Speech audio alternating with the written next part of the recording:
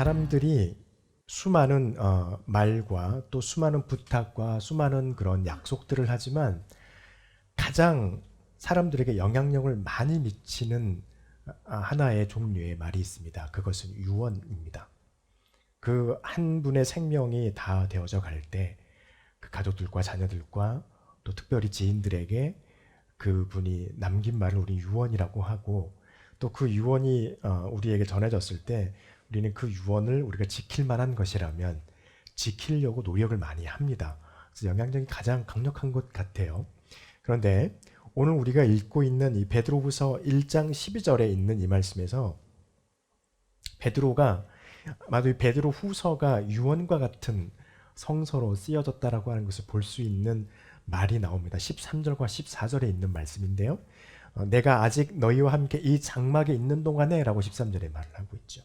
그리고 14절에서는 주님께서 나에게 지시한 것과 같이 나도 내 장막을 벗어날 때가 곧 임박함을 내가 안다라고 말을 합니다. 여기서 말한 장막은 자신의 육신을 벗어나는 것을 말합니다. 죽음을 말하는 거죠.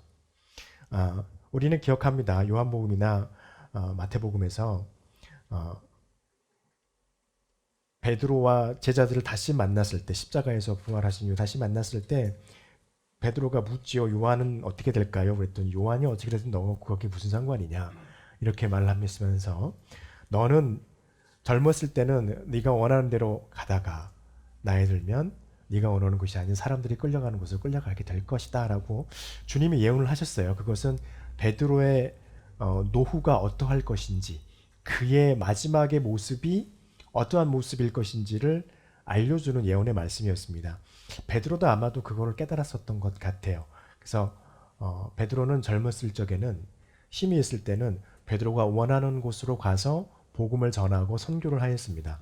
근데 나이가 들고 이제 많이 나이가 들었을 때는 그가 원하는 곳이 아니라 그를 끌고 가는 사람들에 의해서 끌려갔고, 결국에는 베드로는 복음으로 인해서 그의 목숨을 하나님 앞에 드리는 정말 어마어마한 순종을 하게 되었습니다. 그때가 임박해졌다는 것을 느낌으로 베드로는 알았던 것 같아요. 그러면서 12절부터 21절에 있는 이 말씀으로 이 베드로 후서의 이 복음서를 받아보는 그 교회의 사람들에게 권고합니다. 권고하는 내용은 한마디로 표현하면 딱 제목대로입니다. 복음이 여러분의 삶 가운데서 능력을 나타내는 삶이 되기를 바란다 라고 하는 말입니다.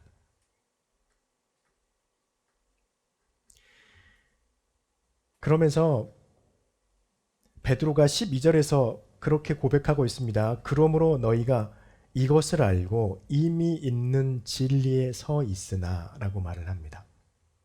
이미 있는 진리에 서 있다.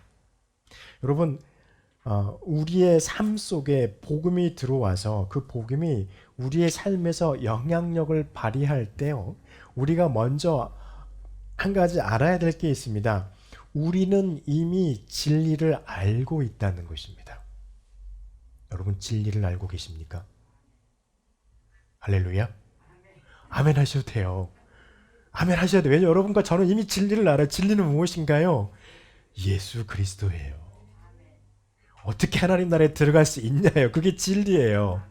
그런데 어떤 사람들이 있습니까? 꼭 그거 말고 다른 어떤 거를 꼭 반드시 알아야지 구원받을 수 있다고 말하는 사람들이 꼭 있어요. 이때도 있었어요. 그런 사람들을 우리는 지난번에도 한번 말했지만 영지주의 그노시즘이라고 말합니다. 또 신비주의라고 말하기도 해요. 뭐 신비주의가 더 옛날 거예요. 신비주의가 넘어오면서 그노시즘으로 넘어왔고, 지금은요 우리 주변에서요 너무, 이렇게 말해야 되려나 모르겠어요.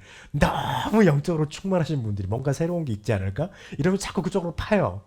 그러다가 꼭 어디로 가냐, 이단으로 넘어가.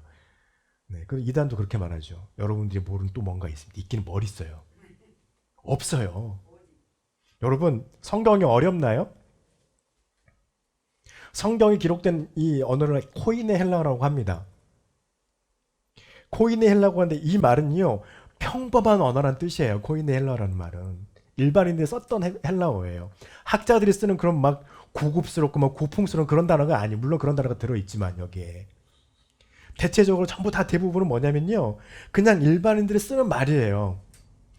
그래서 아주 쉽게 써져 있습니다. 그래서 베드로가 그렇게 말해요. 너희가 이미 알고 있다는 거예요. 진리를 여러분도 알고 있어요. 이미 알고 있어요. 다만 우리가 구분해야 될 게 있습니다. 베드로가 말하는 것은요, 복음이 아닌 뭔가 새로운 것을 아는 것은 경계하는 거예요. 그러나 복음을 가지고, 그 복음을 가지고 우리가 그 어떠한 깨달음을, 내적 깨달음을 얻어가는 것은 다른 차원의 문제인 겁니다. 이것은 복음 안에 있는 하나님의 말씀을 가지고, 복음이 말씀드렸죠. 2000년 전에 쓰여진 말이란 말이에요. 그것을 현대적인 우리의 말로 번역하다 보면 그 번역하는 가운데 갭이 분명히 생겨요. 의미 전달이 다 안 돼요. 그리고 여러분과 제가 하나님의 말씀을 설교라고 하는 걸 듣고 있지만 이 설교를 목회자가 다 그거 설명 못해요. 그거 다 설명하면 한 3시간 해야 돼요. 설교만. 머리가 막 아프죠. 그렇다 보니까 뭐가 있는 건가요? 이 말씀에 대한 깊이 있는 공부가 필요한 거예요. 이것은 새로운 것이 아니라 하나님의 말씀, 진리를 가지고 어떠한 것을 우리가 더 알아야 되는지 공부해 가면서 내적인 깨달음을 얻는 거예요. 이건 성장과 성숙입니다. 믿음의 성장과 성숙을 위해서는 말씀을 공부하는 것은 반드시 필요합니다. 그 형태는요, 우리가 다 알아요. 말씀을 묵상하는 거고요. 말씀을 읽는 거고요. 또 교회에서 우리가 제자 훈련의 시간이 있을 때 그 성경 공부 시간에 들어와서 그 말씀 뒤쪽에 숨겨져 있는 어떤 것들이 있는지, 이 말씀이 의미하는 게 무엇인지 알아가는 겁니다. 그것이 우리의 안에 있는 내적인 깨달음으로 믿음의 성숙과 성장을 이루어가는 것이지, 복음이 아닌, 우리가 알고 있는 것이 아닌 뭔가 또 다른 새로운 것을 알아야 구원을 받는다라고 하는 것은 아닌 거예요. 먼저 우리가 이것을 알아야 합니다. 그리고요, 베드로가 계속해서 말하죠. 내가 항상 너희에게 생각나게 하려고 한다. 13절에서도 그래요. 너희를 일깨워 생각나게 함이 좋은 줄로 여기노라 라고 말을 합니다. 여러분, 복음은요, 복음의 영향력을 받는 우리의 삶이 되려면요, 늘 우리의 삶 속에 복음이 늘 항상 함께 해야 돼요. 그래서 그러기 위해서 우리가 하는 것이 말씀을 묵상하는 삶을 늘 합니다. 그리고 여러분에게 가끔씩 말씀드렸지만 한 절에도 괜찮아요. 2절에도 괜찮아요. 한 장씩 아니어도 돼요. 하루에 내가 읽을 수 있을 만큼의 말씀을 묵상 말고 또 읽는 겁니다. 계속해서 성경 읽어가는 거예요. 이 가장 좋은 게 뭐냐면요, 새벽 기도회에 나오는 게 가장 좋아요. 읽고 간단한 코멘트를 하고 기도합니다. 이건 뭐냐면 말씀을 읽고 묵상하면서 그 말씀이 늘 우리의 삶 가운데서 생각나고 기억나게 하는 겁니다. 여러분, 이것은 무엇을 의미하는가요? 주님이 내 안에 자연스럽게 나와 동행하심을 나타내는 거예요. 여러분, 이것이 또 하나의 자연스러운 그리스도인의 삶으로서 믿지 않는 이들에게 보여지는 우리의 모습이 될 수 있습니다. 한편으로는요, 우리가 올해 들어서서 말씀 카드 하나씩 받으셨죠. 이걸 가지고 매일 봐도 돼요. 매일 봐도 돼요. 이것입니다. 그래서 이렇게 복음 안에 있는 성경 말씀에 대한 깨달음을 더 깊이 있게 내려가는 믿음의 성장과 성숙을 추구하면서 하나님의 말씀이 늘 내 생각 속에, 기억 속에 남아있게 하면서 주님이 동행하는 것을 부여내는 삶. 여러분, 이러한 삶이 먼저 베드로가 이 말씀을 통하여서 2000년 전에 당시의 기독교인들에게, 그리고 저와 여러분에게 말씀하는 거는요, 복음이 들었을 때 잊어버리는 복음이 아니라 여전히 내 삶의 현재에도 기억나고 그것이 내 삶에 영향력을 주는 삶이 되기를 베드로는 우리에게 원하고 있습니다. 성경은, 하나님은 그것을 원하십니다. 또 한 가지 우리가 기억해야 될 게 있습니다. 이건 여전히 지금도 마찬가지인 것 같아요. 뭐냐면요, 여기서 16절에서 베드로가 말하고 있죠. 우리 주 예수 그리스도의 능력과 강림하심을 너희에게 알게 한 것이 복음의 내용이죠. 이 알게 한 것이 교묘하게 만든 이야기를 따른 것이 아니라는 거예요. 다시 말하면요. 복음은 사람의 고뇌의 결과물이 아닙니다. 지금도 우리에게 어떤 사람들이 복음에 관심 있는 척, 성경에 관심 있는 척 하면서 우리에게 다가와서 이거 사람이 만든 이야기잖아요 라고 우리에게 그렇게 하고 가는 사람들이 있습니다. 그러면 여러분 어떻습니까? 참 어떻게 대답을 이 사람한테 해줘야 되나 고민스럽기도 하고 한편으로는 답답하기도 합니다. 왜냐하면 그렇게 결론을 짓고 온 사람에게는 아무리 말을 해줘도 그 사람의 결론이 잘 바뀌지 않기 때문이에요. 베드로가 말합니다. 예수님의 능력과 강림하심이 어떠한 것인가? 복음은요, 예수 그리스도에 관한 내용입니다. 그래서 우리 복음은 무엇을 말하냐면 예수님이 어떤 분이셨는지, 다시 말하면 예수님이 참 인간이셨고, 다시 말 여와 여러분과 똑같은 인간이셨다는 거예요. 엄마 뱃속에서 조그마한 애 때부터 시작해가지고 10달 동안 열심히 커서 출산이란 과정을 거쳐서 조그마한 애기가 엄마 젖 먹고 배고프다고 울고 똥 싸고 다 해서 엄마가 다 치워준 보살핌을 받아서 그렇게 해서 커서 성인이 돼서 하나님의 말씀을 전하는 예수 그리스도가 되셨다는 겁니다. 이것은요, 모자랐다는 말이 아니에요. 저와 여러분과 똑같은 성장과 인간의 과정을 다 거치셔야만 해요. 왜냐하면 그분이 십자가에서 돌아가셔서 나와 똑같은 하나님의 산 제물이 돼야 되기 때문입니다. 어떤 영지주의자나 신비주의자나 그런 사람들이 주장하는 것처럼 예수님은 태어날 때부터 성인으로 떡하니 태어났다. 이러면 인간 아니에요. 우리와 같은 사람이 아니란 말이에요. 똑같은 과정을 거쳐서 자라나셨어야 됐어요. 그리고 성인이 되셨어야 됐습니다. 그래야 그분이 치르시는 십자가의 제사가 온전한 제물이 되는 제사가 되는 거예요. 그리고 그분이 그렇게 태어나셨습니다. 그리고 신이셨어요? 하나님이셨어요? 어떤 분이셨느냐는 거죠. 그리고 무엇을 하셨습니까? 주님이 오셔서 하셨던 것은 하나님의 말씀을 가르치셨고 하나님께서 수많은 사람들에게 보이셔야 할 기적과 같은 표적과 이적들을 어마어마하게 사람들에게 보여내신 하나님의 능력자셨다는 것입니다. 그래서 그분을 믿지 아니하면 결단코 하나님의 자녀가 될 수 없을 뿐더러 결단코 하나님의 나라에 들어갈 수 없음을 증거하신 분이십니다. 그리고요, 베드로가 말하고 있는 것처럼 교묘하게 만든 이야기가 아니다. 여러분, 실화와 예수님에 관한 증거의 차이는 무엇일까요? 신화는요, 실제로 존재할 수도 있지만 실제로 존재하지 않는 이야기를 만든 이야기입니다. 너무 재밌게 잘 만들어놨죠. 대표적인 것이 그리스의 신하들이죠. 그리고 우리 동양으로 오면 손오공이라고 하는 이야기죠. 그런데 이것을 요즘에 학자들이 막 연구를 해보니까 뭐라고 하냐, 이거는 역사를 비유적으로 신의 전쟁으로 그려서 쓴 이야기다. 그럴 수도 있어요. 중요한 거는요, 그냥 없는 이야기, 실제하지 않는 인물을 그려낸 이야기든 역사를 비유적으로, 손오공도 그렇게 말을 하죠. 역사를 비유적으로 이렇게 그려서 그쪽 나라에 있는 어떤 나라의 그런 그 역사들을 한 인물로 비유적으로 그려서 썼든 그것은 인간의 이야기입니다. 내지는 실제로 존재하지 않는 인물의, 허구의 인물의 이야기일 뿐이에요. 그런데 예수님의 이야기가 그렇습니까? 아니에요. 예수 그리스도의 이 땅에 오심과 돌아가심은요, 고고학자들이 이거는 역사적 사실이라고 이미 증명이에요. 뿐인가요? 예수 그리스도가 이 땅에 오셔서 봉간복음, 마태, 마가, 누가, 요한복음을 통하여서 우리에게 전하신 하나님의 이 말씀은요, 사실입니다.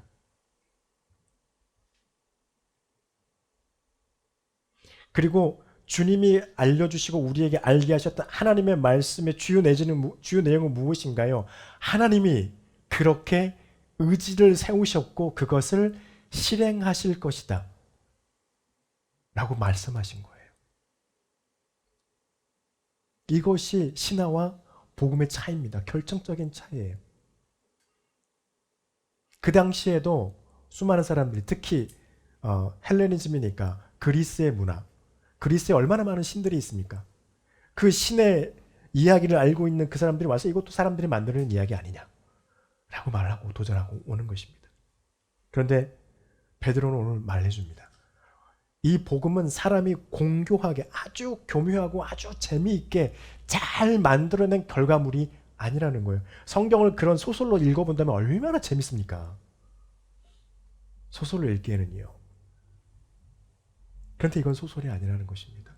하나님께서 증거하시고 하나님께서 기억하신 그 분을 증거하고 있는 증거로서 성경책입니다.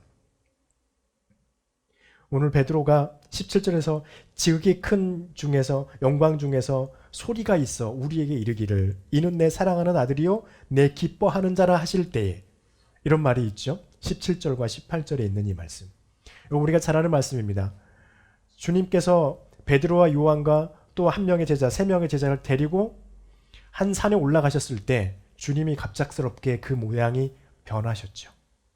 우리는 그것을 그냥 다른 산이라고 하지 않고 변화산이라고 그냥 말을 합니다.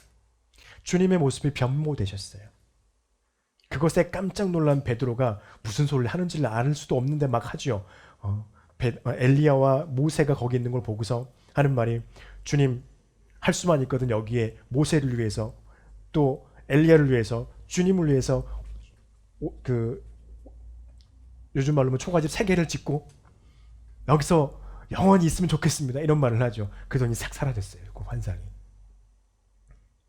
그러면서 그 음성을 듣죠. 음성 듣는 그것이었죠. 이는 내 사랑하는 아들이요 내가 기뻐하는 자로다.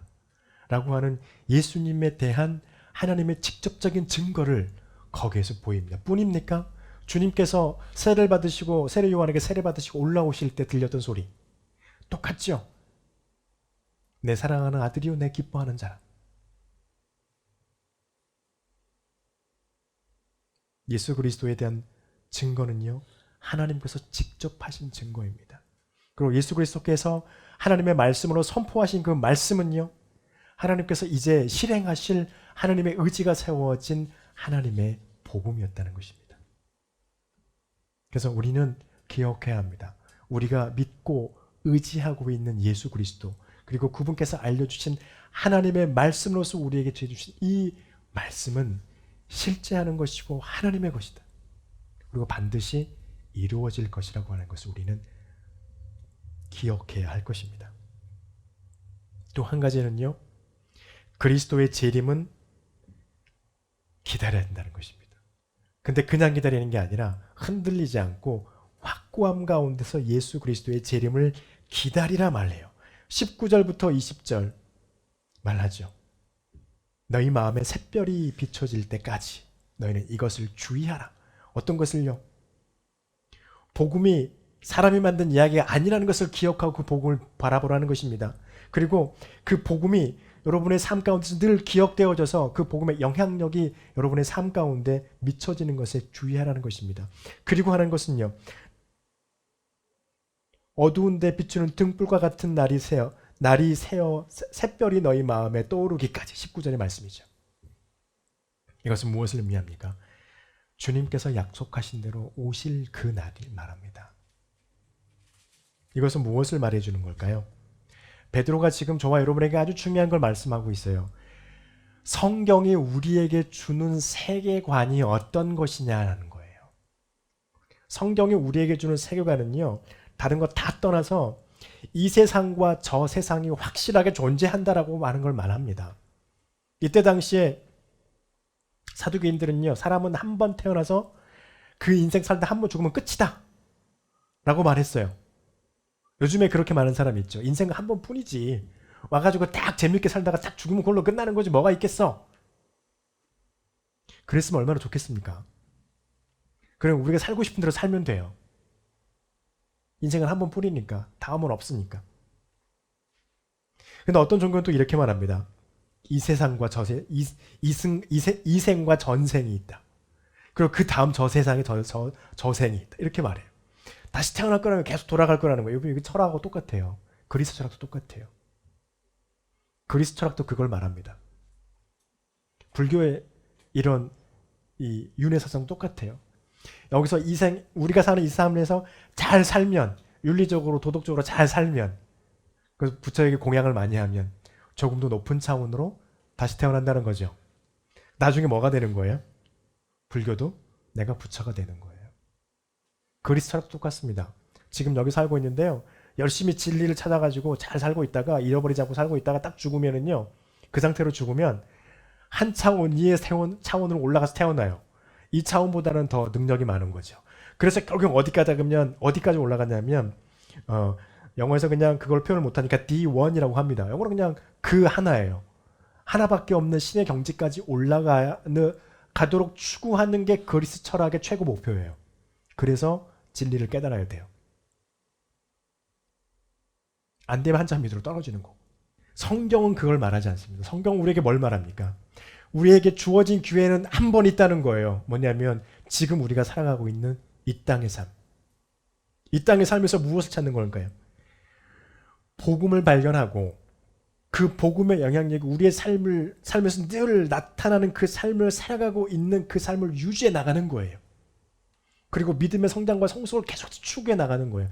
그것을 끝까지 언제까지 우리 육신이 이 땅에서 우리의 삶이 끝날 때까지 그것을 계속해서 버리지 않고 그 속에서 살아가면 그 다음에 우리가 눈을 뜰 겁니다. 어떻게 해요? 주님처럼 다른 어떤 몸을 입고 다른 어떤 형태의 몸으로 다시 태어나겠죠. 죽음의 문을 통과하면. 그러면 거기는 어디입니까? 저 세상이에요. 이 세상과 저 세상은 분명히 있다라고 말합니다. 그런데 여기서 또 한 가지 나옵니다. 아까 말했죠. 하나님의 나라와 또 하나의 다른 영역이 분명히 존재하게 되는, 물론 다 하나님의 나라입니다. 하나님의 나라인데 하나님과 함께 할 수 있는 그 나라와 그렇지 않을 나라가 반드시 공존하게 되어 있는 그 나라가 되는데, 그때 하나님의 나라에 들어갈 수 있는 길이 확실하게 우리에게 보여졌다는 겁니다. 뭘 통해서요? 복음을 통해서.